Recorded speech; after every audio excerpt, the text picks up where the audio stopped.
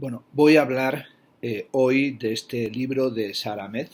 titulado La promesa de la felicidad, una crítica cultural al imperativo de la alegría, publicado en la editorial Caja Negra, traducción de Hugo Salas y presentación de Nicolás Casullo. Bueno, Sara Ahmed es una de las filósofas, una de las teóricas feministas más importantes y conocidas del presente. Lleva trabajando desde hace mucho tiempo publicando sus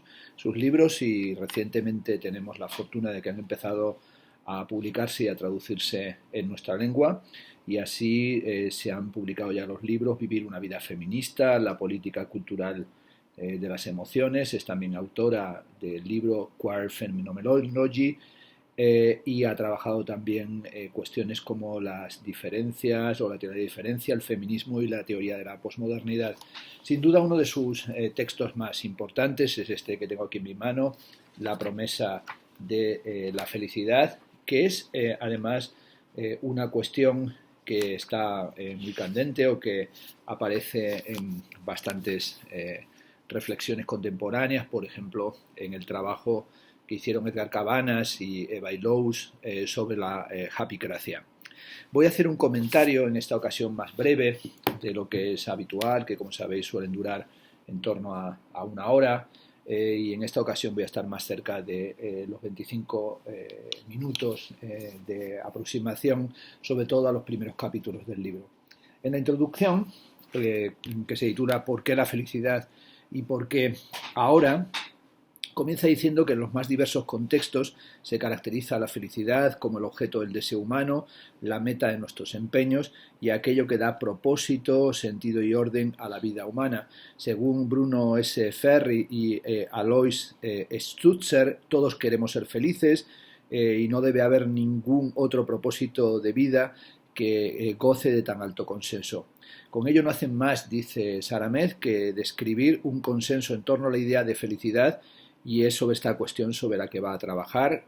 Sara Ahmed en este libro, sobre esta especie de consenso en torno a la necesidad de ser felices y sobre todo en torno a un concepto como el de felicidad, que es un concepto sumamente indeterminado. La felicidad aparece como un anhelo, como un propósito, como un deseo, y trata de darle vueltas a la cuestión o sobre todo, perdón, de la pregunta, no de qué es felicidad, que sería una pregunta con carácter ontológico, sino más bien qué hace la felicidad. Advierte en la página 22 que escribe estas páginas desde la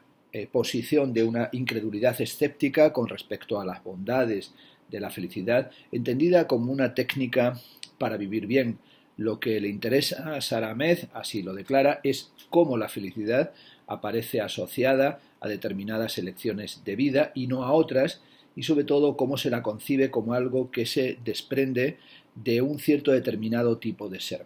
La felicidad, no cabe duda, dicta la organización del mundo, y la felicidad también no solamente es una forma de construcción del mundo, sino que también se emplea para justificar modos de opresión en el mundo en el que nos encontramos. Y por tanto lo que va a hacer en este libro es una crítica feminista de la felicidad, pero sobre todo de la noción del ama de casa feliz, pero también va a introducir, como es siempre algo habitual en sus textos, no solamente en las posiciones feministas y queer, sino también las posiciones que tienen que ver con las cuestiones de raza o las cuestiones coloniales, y por eso también va a desmantelar el mito del esclavo feliz y también toda aquella sentimentalización de la heterosexualidad en términos de dicha doméstica. Sobre todo lo que le interesa son los propósitos y los modos en los que se ha utilizado la felicidad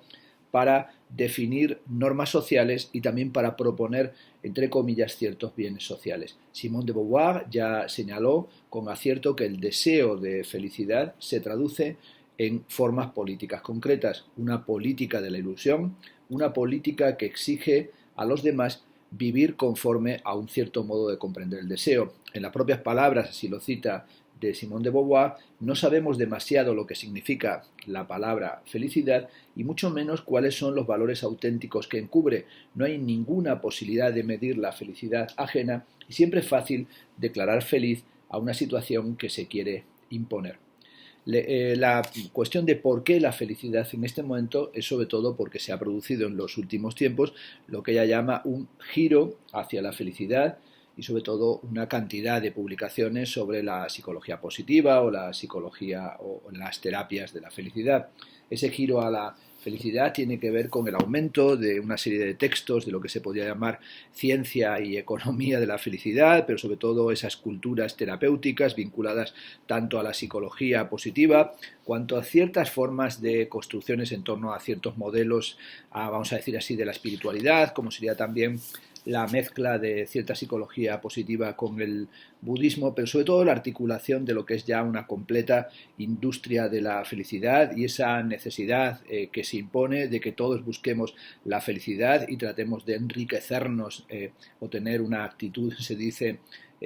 continuadamente positiva. En Gran Bretaña, dice los periódicos, han generado en los últimos tiempos una serie de especiales sobre la felicidad y en el año 2006 se emitió un programa de la BBC dedicado al tema que se llamaba The Happiness Formula, la fórmula de la felicidad, y también sabemos que se han implantado, esto es algo de lo que habla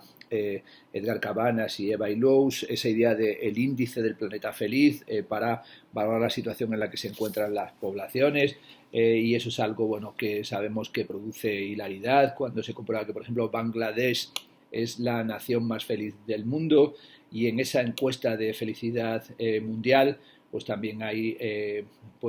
gobiernos, como sería el caso del gobierno de Bután, que desde ya el año 1972 mide la felicidad de su población, que se traduce en lo que llaman la cifra de felicidad bruta interna. En Gran Bretaña, nos recuerda Sara Ahmed, David Cameron, el líder del Partido Conservador, ya se explayó acerca de la felicidad como un valor de gobierno, lo que a su vez condujo a un debate en los medios acerca del nuevo laborismo y del proyecto de felicidad y de qué entendían estos políticos por bienestar social como un índice, decían, del progreso real que no tenía que ver con el PIB, ni con la economía, ni con el intento de acabar con la desigualdad, sino con esta cosa genérica de producir felicidad. También sabemos que hay un montón de publicaciones académicas, paraacadémicas o fuera de lo académico que tratan de eso que se llama Happiness Studies, estudios de la felicidad, y algunos hablan de esa nueva ciencia de la felicidad que supone, como ha señalado William Davis, una vuelta al utilitarismo clásico inglés, un retorno de las reflexiones en torno a Jeremy Bentham, pero sobre todo una especie de reformulación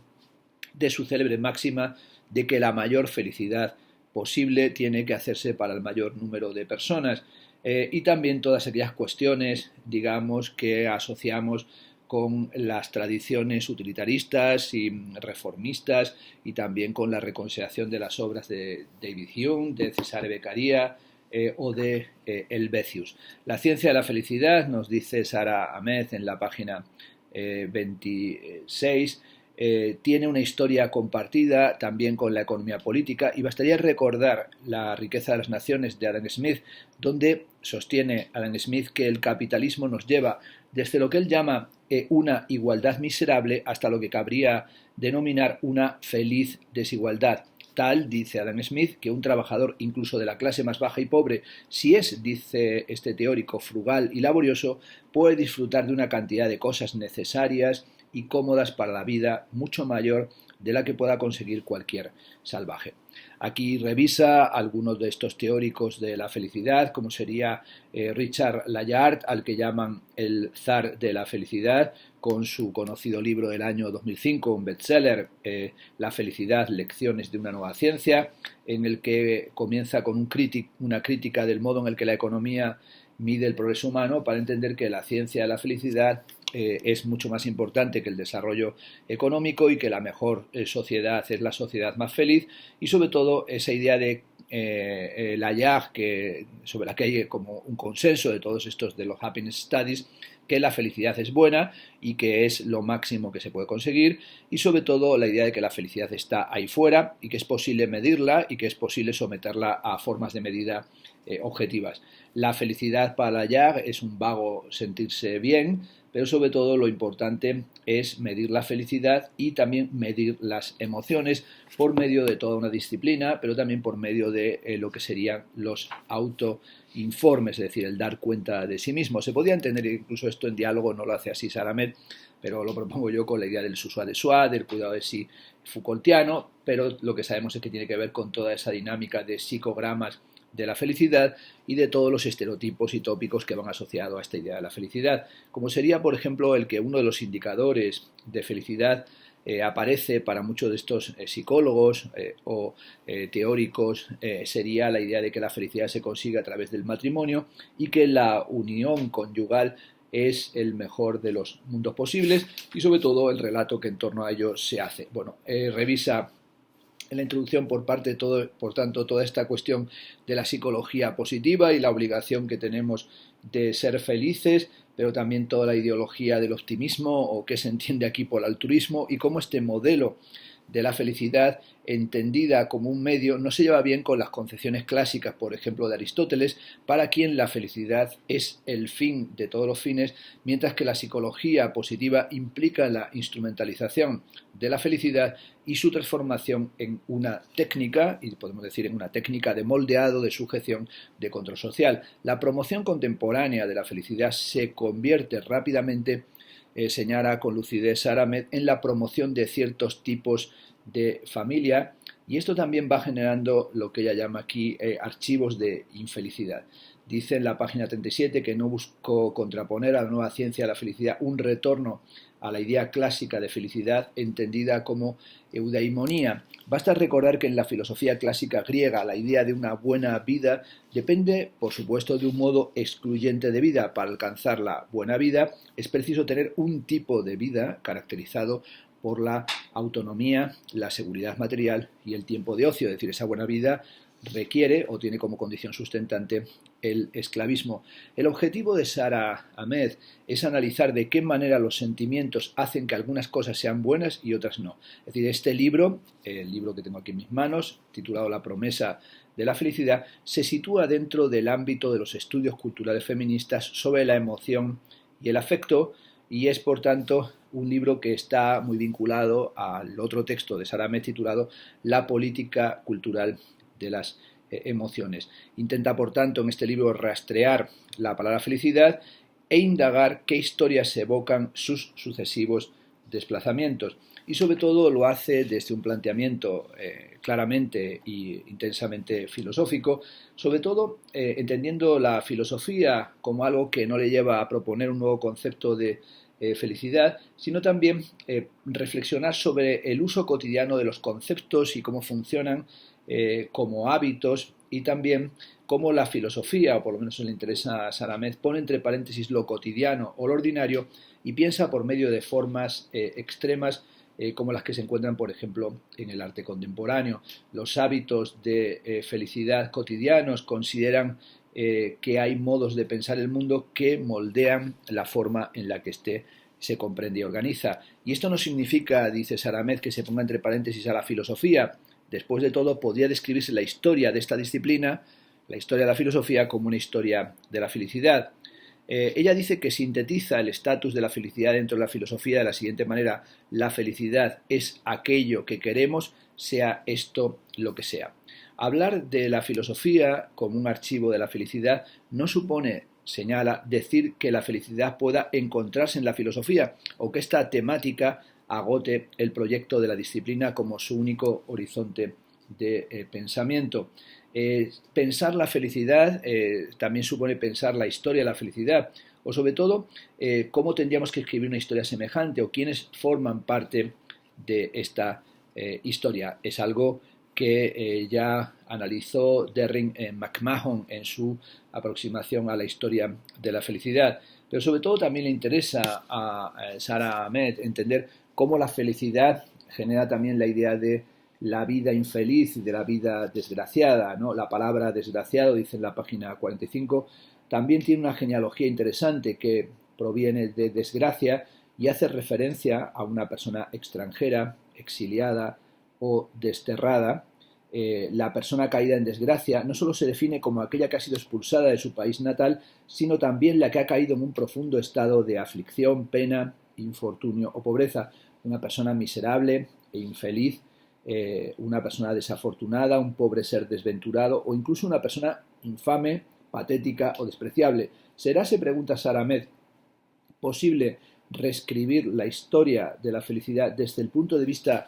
de quienes han caído en desgracia? Esto es, entender la experiencia del extraño y volver extraña la propia idea de felicidad, pero también cuestionar la idea de la felicidad de lo familiar. De esta forma, y aquí se define el propósito del libro, lo que ella quiere ofrecer es una historia de la felicidad alternativa que no solo parte de la lectura distinta de una historia intelectual, sino que además toma en cuenta a personas que se han visto desterradas de ellas o que solo han ingresado en ella como alborotadoras, inconformistas o aguafiestas. Por tanto, va a reflexionar a partir de lo que llama archivos de infelicidad que provienen de las historias del feminismo, la teoría queer, la militancia antirracista, así como también de distintas formas de compromiso político socialista y revolucionarias. Y sobre todo va a tomar en cuenta lo que llama las figuras políticas de las feministas aguafiestas, de los queer infelices y de los inmigrantes melancólicos. Termina el libro en su capítulo 5 con la cuestión de las distopías de la felicidad o cuáles son los futuros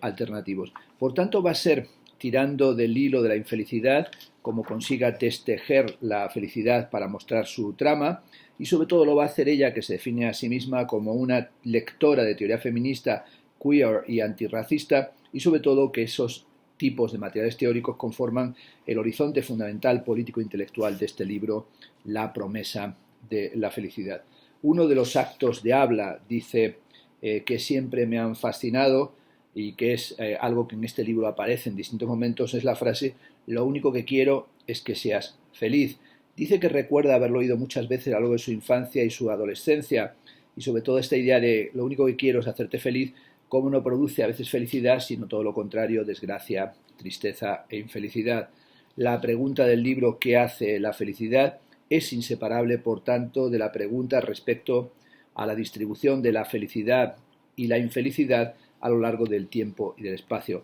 Este libro es, por tanto, dice, un esfuerzo por devolverle a la aguafiestas feminista su propia voz y de hablar desde el reconocimiento de la experiencia y de ocupar ese lugar. Recuerdo bien la oportunidad, dice, que he tenido en algunas ocasiones de ser una aguafiestas en las mesas familiares, y termina esta introducción diciendo que si este libro le arruina la fiesta a alguien, hace exactamente lo que plantea que deberíamos hacer: aguar la fiesta, como nos enseñan muchos de los textos que citaré en las páginas que siguen. Supone abrir paso a una vida, hacer lugar a otra vida, a la posibilidad, a la oportunidad, que es el gran propósito de este libro, que es hacer lugar para otras voces. Tengo que decir en este comentario, que como digo es más breve que habitualmente, bueno, por razón de las cuestiones que tengo profesionalmente esta mañana entre manos, tiene también, y no os lo podéis saltar, un cuerpo de notas que no están al pie de página, sino detrás de cada uno de los capítulos, realmente llenas de información bibliográfica, y que son una intensificación y una continuación de la argumentación realmente extraordinaria, donde se ve todo el debate teórico-filosófico que está planteando, por ejemplo,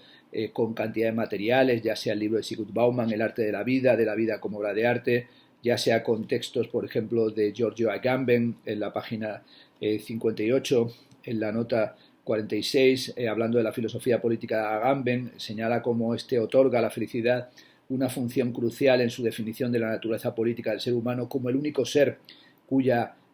vida está siempre en juego con respecto a la felicidad y cuya vida está irremediable y dolorosamente asignada a la felicidad, y cómo esto genera una forma de vida como vida política, que es algo que Agamben propone en su ensayo, en su libro Medio sin fin, nota sobre la política. También revisa la cuestión de la sublimación de la idea de la felicidad, tal y como la plantea Jean-Luc Nancy en El sentido del mundo, que es un texto que tiene ciertos puntos de contacto también de este, pero también, por ejemplo, como Hegel en sus lecciones sobre la filosofía de la historia universal,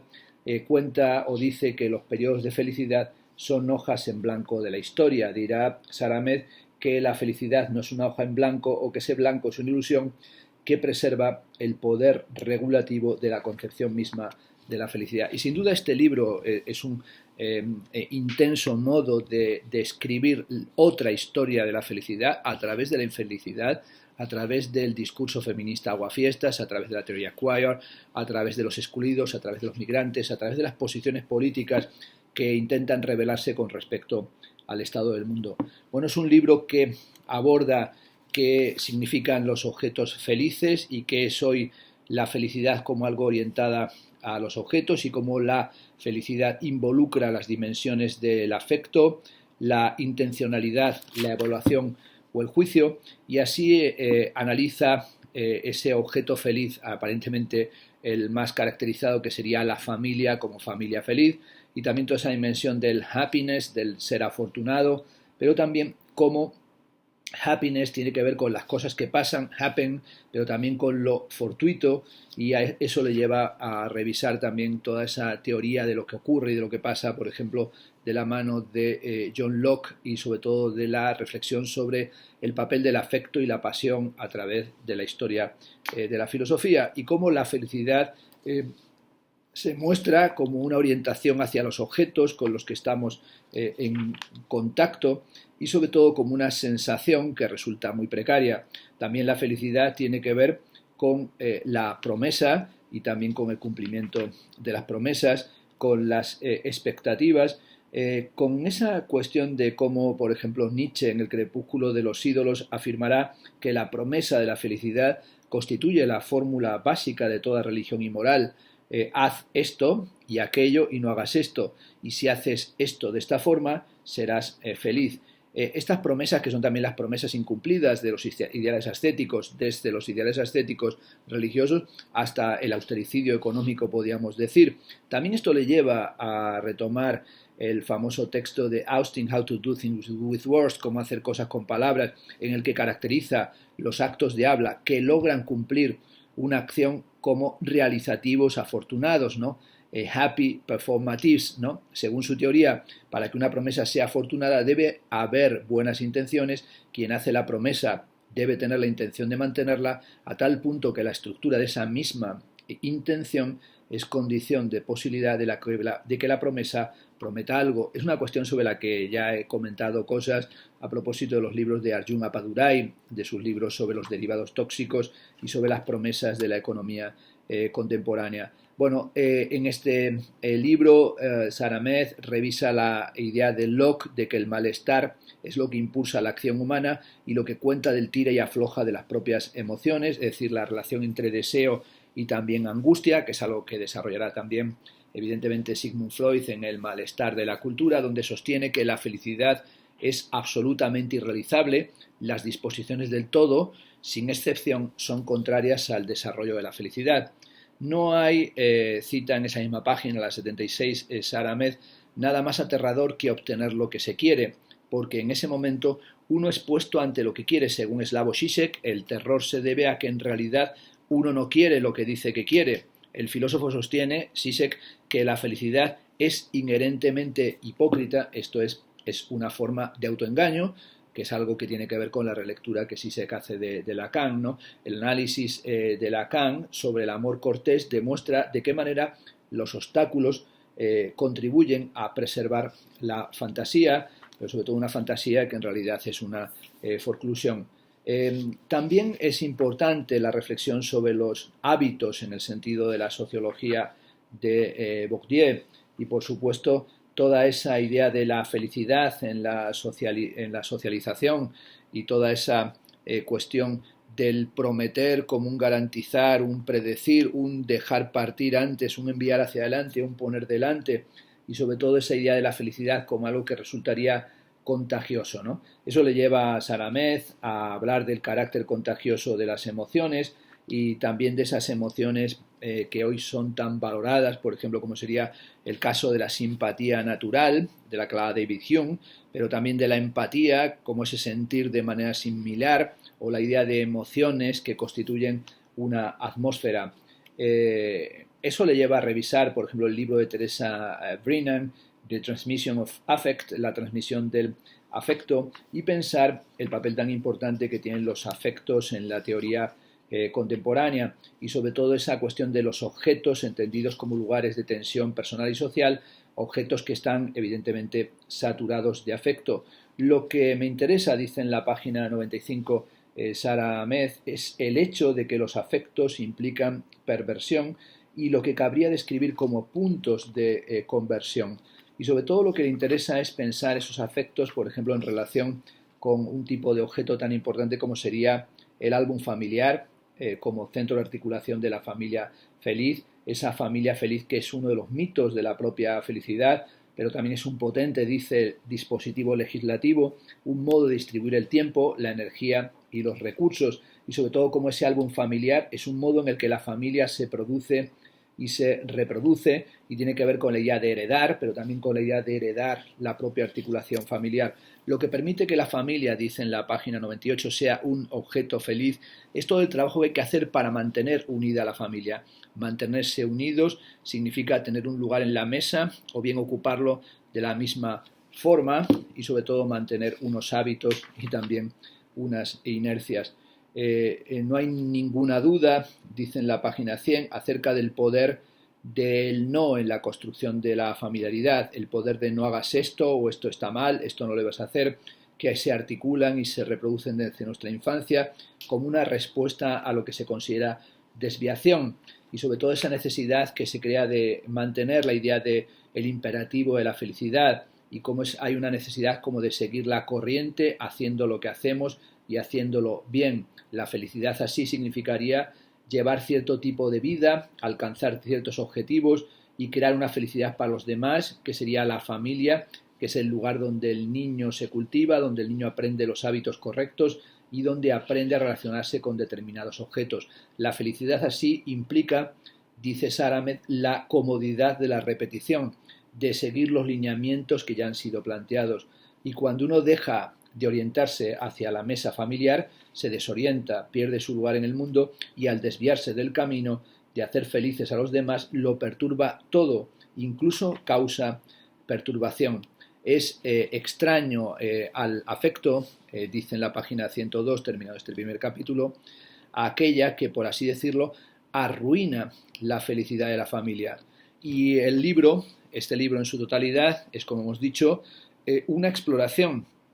de esas familias felices desde el punto de vista de personas que son ajenas a su promesse de bonheur, a su promesa de felicidad, que, como hemos dicho, son las feministas aguafiestas, los queers infelices y los inmigrantes melancólicos. Como digo, un libro excelente de una teórica muy brillante, Sara Ahmed, La promesa de la felicidad, una crítica cultural al imperativo de la alegría, un libro absolutamente crucial para entender nuestro tiempo de pseudo buenrollismo y de giro